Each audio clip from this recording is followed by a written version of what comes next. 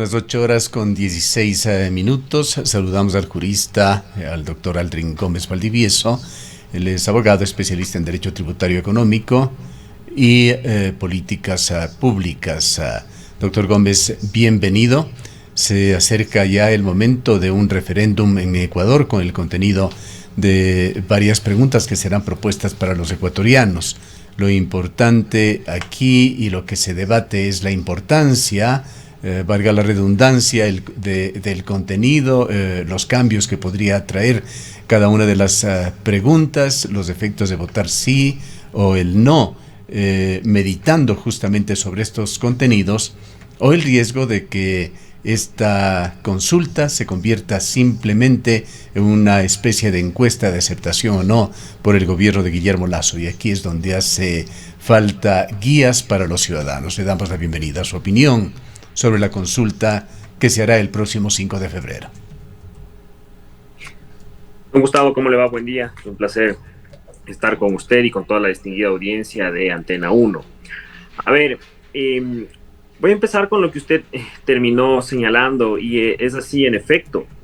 Tomará usted en cuenta que las consultas populares, de hecho, son una forma de medir la popularidad o la aceptación de los presidentes o de las autoridades, ¿no? Recordará usted que en los mejores años del correísmo, eso fue precisamente lo que permitió todas las consultas populares que se hicieron, las aceptaciones, los cambios institucionales, los cambios en la misma constitución. Fue gracias a la gran aceptación que tenía el presidente, el expresidente Correa en ese entonces, una persona que supo aprovechar. Tomará en cuenta usted lo sucedido ya en el gobierno de Emilio Palacio. El señor Correa pues empezó a tener una relevancia en la vida pública, lo que fue inclusive aprovechado, como le digo, para lanzarse estas consultas populares. Ahora, me parece, creo yo, que es un error lo que está haciendo ahorita el presidente Lasso, hablando en términos muy políticos, el haberse lanzado una consulta popular ahora, ¿no? Tomará en cuenta de igual manera usted que hace un par de meses, un par de semanas nada más, salían unas encuestas que se habían hecho a nivel de Latinoamérica y resulta que el presidente Lasso es uno de los, cuando no el menos aceptado en su país, ¿no? Ahora, si usted me pregunta cuándo era el momento adecuado para lanzarse una consulta, que debo decirle tiene aspectos importantes, no todos son aspectos deleznables o aspectos de maquillaje como se suele acostumbrar en este tipo de consultas. Pero si usted me pregunta cuándo era el momento adecuado para que el presidente Lasso haga esto, naturalmente era en el proceso de vacunación, ¿no? Tomará usted en cuenta que con su ministra de Salud pues hicieron un extraordinario trabajo en cuanto a la campaña de vacunación y ese era el momento en el que el presidente Lasso tenía que hacer todos estos cambios. Desde ese momento ya se advirtió, ya se señaló que el presidente iba a gobernar con una Asamblea Nacional totalmente contraria. Se señaló que el camino adecuado era la muerte cruzada. Yo creo que más vale haber gobernado 6 meses que permanecer 4 años en el cargo, que no implica gobernar, ¿no? Estar en el cargo o estar en el puesto, estar en la silla no implica ejercer el cargo. Y yo creo que en ese sentido le ha quedado bastante grande el cargo al presidente, porque ley que ha sido presentada en la Asamblea Nacional, ley que ha sido negada. La única ley que se le aprobó, o la más relevante, fue este decreto ley de sostenibilidad fiscal. Y usted acordaráse que, claro, entró en vigencia con ciertas peculiaridades, ¿no? Con desconocimiento inclusive de asambleístas que se tildan de contrarios al presidente, no votaron, no se archivó la ley y por eso fue que entró por el Ministerio de la Ley en vigencia esta norma que propuso el presidente de la República. Pero bueno, ahora estamos en este entonces, se le ha obligado al presidente a recurrir al mecanismo de la consulta popular y tiene algunos aspectos que son, yo le diría, bastante relevantes. Por ejemplo, naturalmente el tema de la eliminación de las potestades del Consejo de Participación Ciudadana y Control Social es una situación que urge al país, ¿no? Una entidad muy venida a menos. En realidad yo no sé cuándo estuvo cuándo tuvo una gran relevancia o al menos inspiró algo de respeto a la institucionalidad del país, el Consejo de Participación Ciudadana y Control Social. Creo que el único que cambió en algo la situación fue el transitorio. Sin embargo, tomará en cuenta usted que a partir del transitorio lo que ha pasado es que los miembros los consejeros se han entrampado en defender sus intereses políticos, en no ejercer su cargo, en no realizar sus funciones. Existen innumerables autoridades que aún no han sido nombradas por parte del Consejo de Participación Ciudadana y Control Social, Contralor General del Estado, el mismo presidente del Consejo de la Judicatura, defensor general público, miembros del Consejo Nacional Electoral, miembros del Tribunal Contencioso Electoral. Es decir, uno se pregunta qué ha hecho el Consejo de Participación Ciudadana y Control Social, y la respuesta es escándalo. Es lo único que ha hecho esa entidad. Entonces, creo que en ese sentido es bastante importante para el país retornar estas facultades que, acordarás usted, en la Constitución del 98 la tenían pues los diputados. Ahora, ¿es garantía eso de que se va a mejorar la situación? No, no es ninguna garantía. Acuérdese de igual manera usted lo que pasaba con los diputados y con el nombramiento de las autoridades, ¿no? Creo que el tema de el fortalecimiento de los partidos políticos, que es una situación que también trae la consulta popular, no era necesario que se haga una consulta popular, porque eso consta ya en el Código de la Democracia, en la Ley Orgánica Electoral. El hecho de fortalecer a los partidos políticos, creo que sí es algo importante, sobre todo porque genera responsabilidades, ¿no? Cuando uno ubica a una persona con un determinado partido político, con historia, con ideología, pues bueno, uno ya se cuida un poquito más de realizar, de hacer tonterías en el cargo, ¿no? Ahora, si usted tiene, como sabe decir mi maestro, el doctor Ayarte, si usted tiene partidos políticos con nombre de yogur, bueno, ¿qué le puedo decir? ¿Qué puede esperar usted? No, ideologías no hay, y creo que esa es una de las principales causas de la decadencia en la gestión pública ahora en Ecuador. Ahora, respecto, por ejemplo, de el tema de la reducción de asambleístas, me parece que esa sí es una pregunta de maquillaje, es una pregunta bien, que en realidad... Antes de entrar en las preguntas concretas, podremos referirnos posiblemente por restricciones del tiempo solamente a unas pocas de ellos, y trataremos las que considera usted más importante, pero quisiera compartir con ustedes con usted y con nuestros oyentes, una reciente encuesta de la empresa Ipsos. Aquí, ya por política noticiosa, periodística, no endosamos ninguna encuesta, menos en épocas electorales, pero son elementos muy importantes de discusión.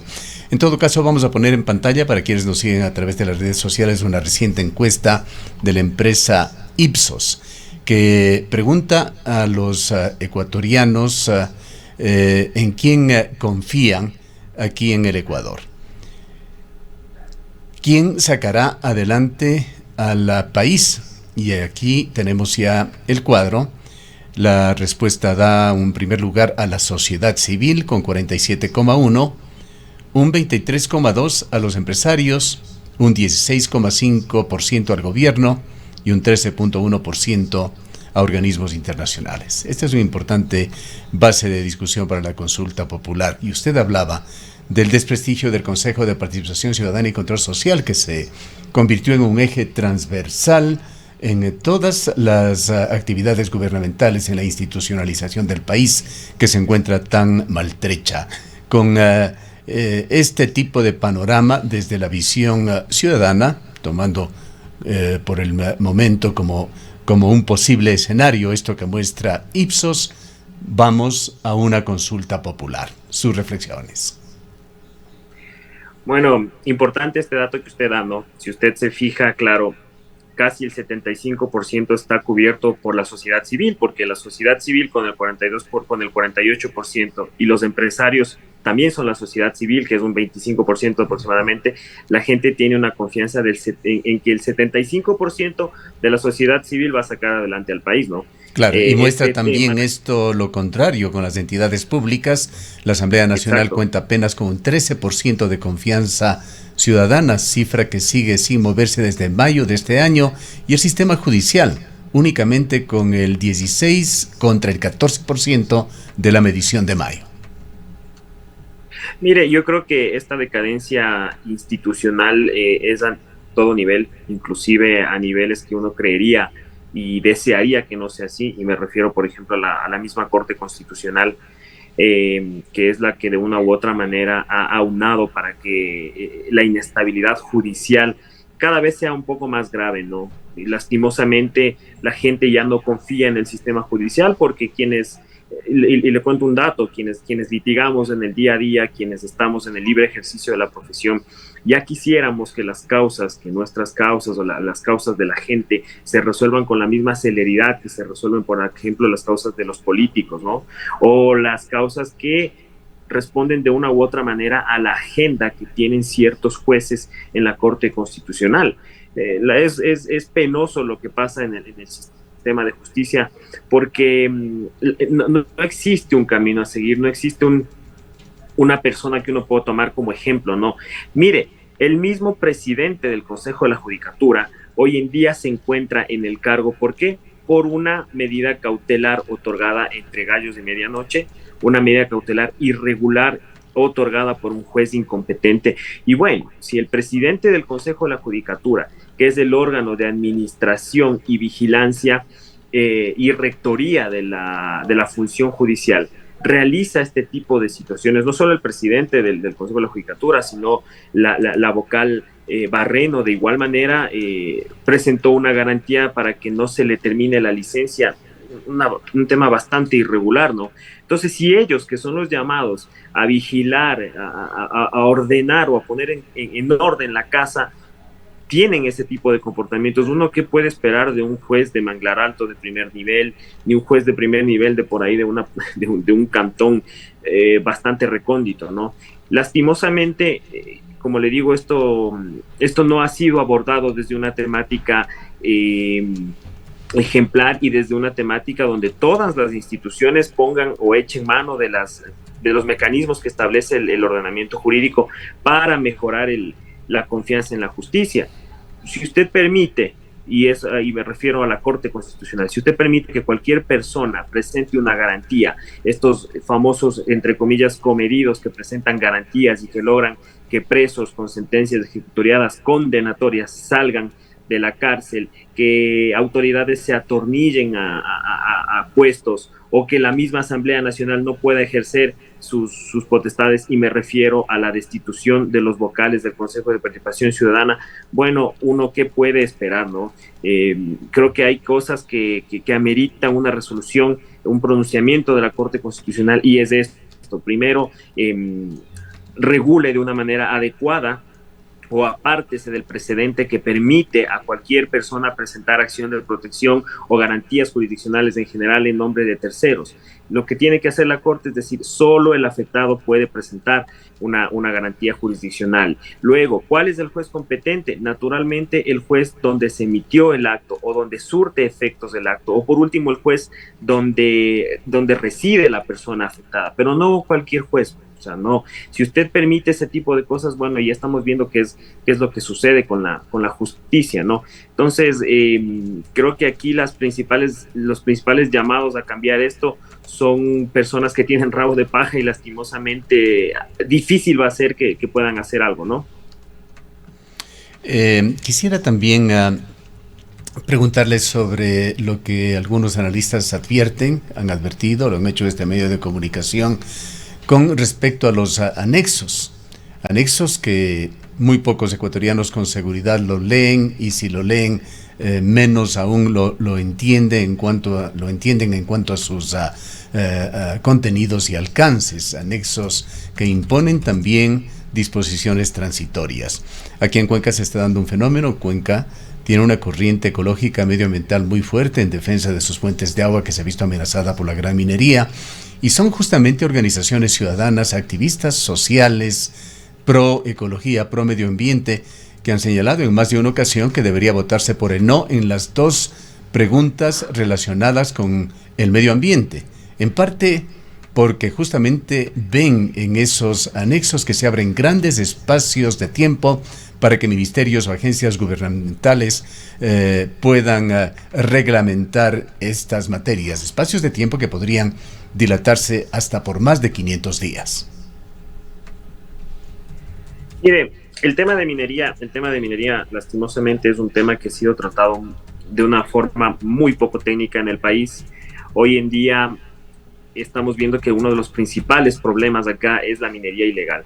Entonces, creo que oponerse de una manera irracional a preguntas que, de hecho, preguntas que tratan o tienen como finalidad proteger los espacios ancestrales, los espacios donde se encuentran reservas ecológicas, creo que es el término adecuado, no va a ayudarnos, ¿no? Si mantenemos esa actitud de estemos todos en la ilegalidad, estemos todos fuera del marco de la ley, pues eso va a traer más problemas que los que se está tratando de solucionar.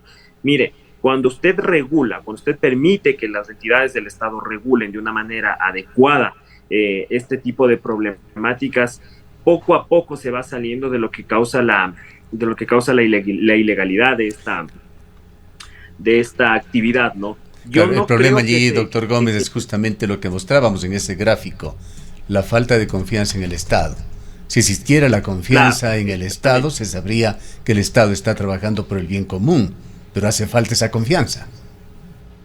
hace falta esa confianza, hace falta esos mecanismos de participación, eso sí debo decirle, el Estado tiene que trabajar en esos mecanismos de participación que ordena la propia Constitución, ¿no? Si tú vas a realizar este tipo de proyectos mineros, petroleros, en una reserva ecológica, en una localidad donde la gente se va a ver afectada, tú tienes que hacerle participar a la gente, tienes que hacerle conocer a la gente cuál es el proyecto que vas a llevar a cabo. Y solo si la gente se opone a este tipo de proyectos, y solo si tú lo consideras como Estado de una forma motivada, ojo, digo de una forma motivada, no de una forma arbitraria, yo soy Estado y aquí voy a entrar a explotar la minería, a explotar el petróleo, no, de una forma motivada, que a ti te permita explicarles a los ciudadanos que tú necesitas de extraer ese tipo de minerales y que de igual manera tú le vas a hacer partícipe a la comunidad, no solo de las regalías, no solo de los beneficios, sino también vas a generar fuentes de trabajo. Bueno, eso es una forma de generar confianza, no solo decirlo, no solo salir y convocar a consultas populares, no solo hablar en cadenas de televisión, sino hacerlo efectivo. Si tú vas a tener un proyecto minero, bueno, entonces, ¿cuánta gente de esa localidad va a trabajar ahí? ¿Cuántas regalías tú vas a repartir en esa comunidad? ¿Cuánto vas a invertir? ¿Cuántas escuelas vas a construir? Esa es una forma real de hacer participar a la comunidad, no solo de decirle, reunámonos en un galpón y les comento lo que voy a hacer. Esa no es una forma de participación y ha sido señalado ya por la Corte Constitucional. Entonces, claro, lo que usted dice es correcto. El Estado tiene la obligación de ganarse la confianza de las personas, pero ojo, eso no nos puede meter tampoco en una suerte de desobediencia, ¿no? Como yo no confío en el Estado, entonces hago lo que me da la gana. Esa tampoco es la solución. Creo que se debe mediar, debe existir. La mayoría de responsabilidad la tiene el Estado, sí, la tiene el Estado, pero también los ciudadanos. Los ciudadanos con el respeto del orden jurídico que ya existe. Entonces, creo que esa es una forma adecuada de hacer participar a la gente y a las comunidades, ¿no? Y dejarle de vender agua, dejarle de vender humo a la gente, decirle, miren, en efecto, aquí va a existir una afectación. Ahora, si usted va y le dice, miren, no, aquí todo va a estar todo bien, no va a haber ninguna afectación, no va a pasar absolutamente nada, y el rato de los ratos sucede, bueno, entonces el que tiene que chupar ahí es el Estado, ¿no? El que se enfrentará a las demandas es el Estado, y eso el Estado lo sabe y debe también prever que ese tipo de situaciones pueden suceder. El gobierno, por su parte, a través de diversos voceros, portavoces, está dando explicaciones a lo largo y ancho del país, explicaciones que no se las consideran campaña electoral, pero en las cuales de hecho está promoviendo el sí por estas preguntas. Y se deduce de las presentaciones que se hacen que quizá la pregunta más importante para el gobierno es la uno, así lo han dicho portavoces gubernamentales, que tiene que ver con la extradición de los ecuatorianos cuando hayan cometido delitos relacionados con el crimen transnacional organizado, con el crimen organizado transnacional más bien. Aquí hay diversos criterios, hay juristas que señalan que debe extenderse esto no solamente a ese tipo de delitos. Hay oposición, quizá en menor relación que con respecto a otras preguntas, en el sentido de que esta pregunta podría estar en contra de la soberanía nacional. Hay quienes defienden la posición también de votar por el no por esta pregunta. Sería importante conocer su criterio sobre esta pregunta que el gobierno nacional la considera quizá la más importante en la consulta. Mire, yo creo que más allá de la defensa de la soberanía nacional, creo que es un pretexto para tapar ese orgullo maldado que suelen tener los estados, ¿no? Lastimosamente, nos guste o nos desagrade, y es una situación que el presidente debe reconocerlo, tratar de establecer a la extradición como un mecanismo de combate en contra de este tipo de delitos es prácticamente una forma no anunciada de rendición, ¿no? Tú estás diciendo, yo no puedo combatir, el sistema de justicia no puede combatir este tipo de delitos, por eso necesito que otra persona u otro estado, en este caso, lo haga, ¿no? Pues que capture a la persona y que le haga en efecto pagar la pena por los delitos que ha cometido, y esa es la realidad. Eso es lo que sucedía, recordará usted, con Colombia y con el narcoterrorismo de Pablo Escobar. Eso es lo que sucedía con el ELN, eso es lo que pasó con el país vecino de Colombia. Lastimosamente, un país que no podía garantizar que en efecto la gente pague por los delitos que cometía, pues tuvo que rendirse y pedir ayuda a los Estados Unidos, y eso es lo que estamos haciendo el día de hoy. Ahora, que es uno de los mecanismos internacionalmente aceptados para el combate en contra de este tipo de delitos, sí, también lo es. O sea, puede ser efectivo, sí, puede ser efectivo, no le digo necesariamente esto es lo que va a solucionar el país, puede ser efectivo, pero si no lo acompañas con otro tipo de medidas, con una política criminal conjunta con todas las instituciones para combatir el delito, no solo desde el ámbito de la punibilidad, sino también desde el combate real a lo que causa este tipo de problemas, pobreza, falta de educación, desnutrición. Entonces, por todos esos lados tú tienes que abordar el tema de la comisión de los delitos, no solo desde la punibilidad. Lo que usted me decía respecto del tipo de delitos a los cuales se les va a aplicar la extradición, curiosamente la Corte Constitucional pues no advierte nada, ¿no? De hecho, algunos advertíamos ya y decíamos, ¿por qué solo en este tipo de delitos procede la extradición, y por qué no una persona que asesina, una persona que roba, una persona que comete otro tipo de delitos no puede ser extraditada? No, no creo que yo creo que no han existido argumentos sólidos para defender esta diferenciación que se hace en la consulta popular. No las hay, no las hay, así de plano no las hay, y la Corte Constitucional tampoco las ha observado. Dígame, mire, yo creo que en estos delitos sí cabe por estas razones y en los de acá no cabe por tales razones. No es prudente y no es oportuno que las entidades del Estado, en este caso el presidente de la República, al convocar a una consulta popular, considere que a ciertas situaciones ya están dadas, la gente entiende por qué se está llamando por qué se está estableciendo la extradición solo respecto de este tipo de delitos. Las cosas no pueden entenderse tácitamente, ¿no? Tú tienes que explicarle al elector por qué es que le estás proponiendo la pregunta de esa manera. Para finalizar, quisiera también preguntarle, haciendo referencia nuevamente a ese gráfico que veíamos, esa baja aceptación era para el sector público, pero se han publicado también encuestas en tellas de perfiles de opinión con respecto a la aceptación o credibilidad de los políticos ecuatorianos, y allí sí es un verdadero desastre las cifras, que bordean un 2% a nivel nacional, 1,5% aquí en la ciudad de Cuenca. Los políticos son vistos más como una amenaza que como algo positivo para el país. La pregunta que quisiera hacerle en términos generales, el referéndum con las propuestas de algunas preguntas que tienen que ver con la organización de ciertas entidades que actúan políticamente en Ecuador, ¿aportará a cambiar en forma positiva el accionar político en el país? ¿Tendrá alguna incidencia positiva? Mire, yo creo que el tema de la incidencia positiva radica más que nada en la voluntad política. Creo que lastimosamente el país está acostumbrado a encontrar la solución en reformas legales, en reformas constitucionales, en consultas populares, y en realidad el problema no radica ahí. No es que tenemos un ordenamiento jurídico deficiente, que hay que mejorarlo, sí, en muchos aspectos sí, pero que la verdadera solución esté en una reforma legal, en una reforma constitucional, no.